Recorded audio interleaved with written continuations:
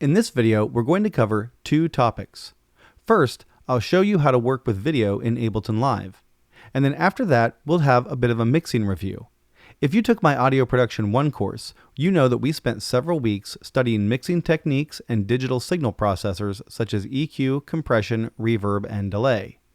We'll be reviewing those techniques and processors, but this time in the context of a video game cutscene and with Ableton Live instead of Pro Tools, which is what we were using in the first level course.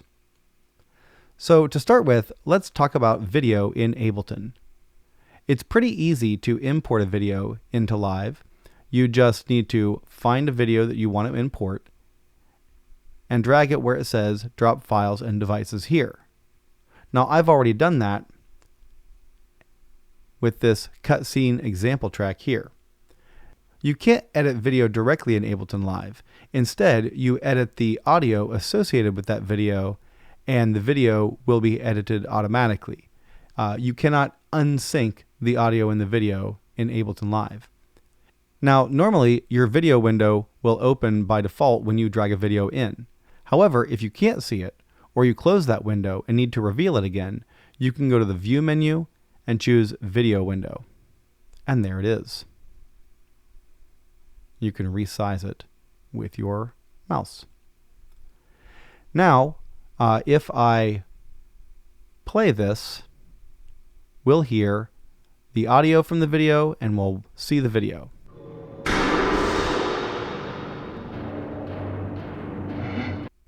There it is. If I edit the audio, you can see that the video is also being edited. You can't use videos in Session View, and so we won't be using Session View for this tutorial. Videos have to go in the arrangement view only, and that's because of the consistent timeline. Speaking of timelines, notice that there are in fact two timelines always present in Ableton Live's arrangement view window. You have bars and beats along the top, but you also have minutes and seconds along the bottom. I find this to be the most useful timescale for video. Now let's take a look at some digital signal processors and mixing techniques in Ableton Live. I'm going to close the video window and mute the original audio for that video for now, and we're going to look down here. So I have a track here called Pitched Ambient 3, and I'm using this to provide some background sound for the ambience of the video game cutscene. Here's what it sounds like.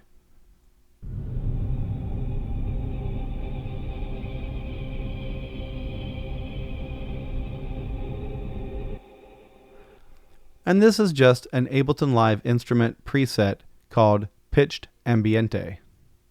If I want to add effects to this, I can do that by clicking on Audio Effects and choosing from the wide range of effects available.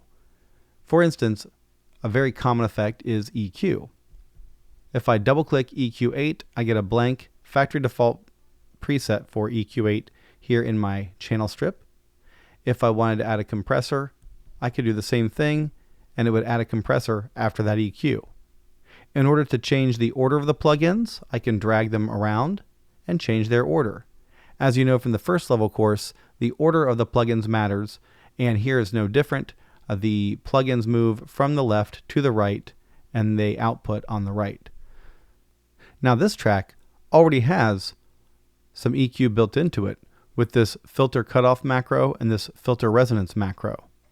But we can do a little more to sculpt the sound with EQ8. One great thing about EQ8 is that you can click this triangle and view the frequency graph much larger above the plugin. This also gives you access to all of the frequency, gain, and Q controls for every band without having to switch back and forth as you normally do when the plugin is collapsed. So let's just loop this section and play around with the EQ for this Pitched Ambiente 3.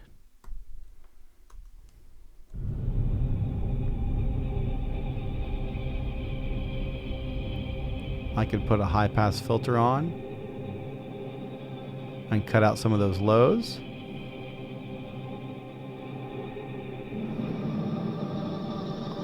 Or I switch notes.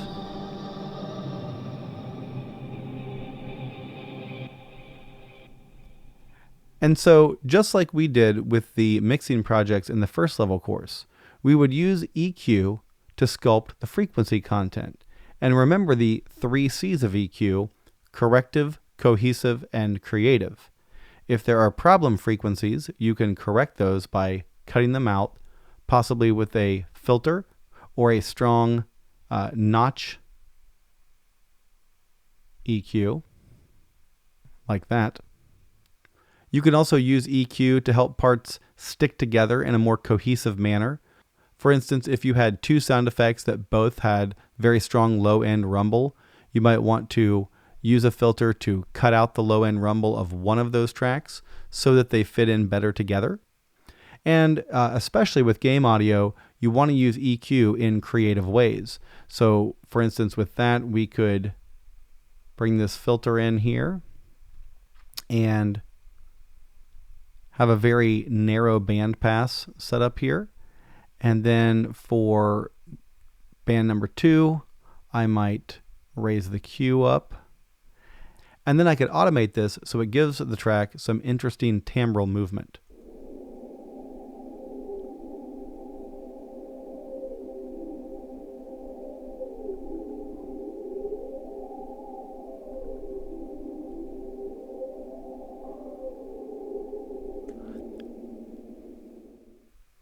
And so the parameters of EQ and the techniques used to manipulate it are pretty much the same, no matter if you are using Pro Tools or Ableton, or if you're doing music or audio for gaming. You definitely want to lock sounds in together, and you want to fix problems, and you want to be creative with that EQ. Another processor we looked at in the mixing unit in the last course was a compressor. And just like in a music project, you can use the compressor here to ensure that the track or the sound effect or whatever it is you're compressing is heard and is present in the mix, and is solid and maybe has a more limited dynamic range if that's what you're going for. So let's disable that EQ for a moment, and let's hear the full range of the spectrum, and we're going to compress it. I'm going to raise my ratio to maybe around 5:1. My release time. Attack time can be slower. Bring my threshold down. You can hear it getting louder.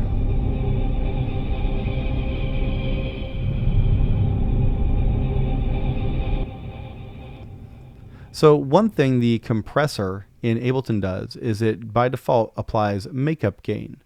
If you want to turn that off, you can, and then you can adjust your output volume here.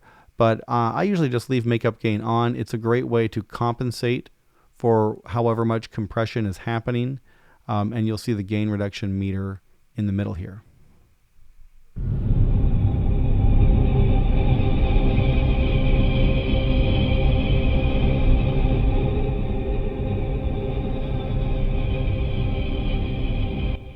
No compression.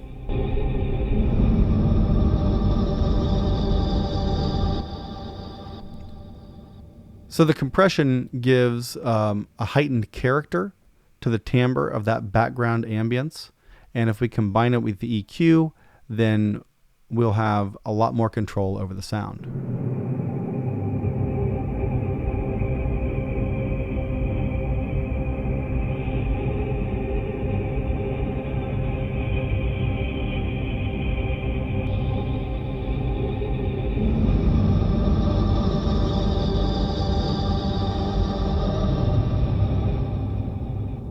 Sometimes you don't need to do very much to really dramatically change a sound and to make it sit better in the mix.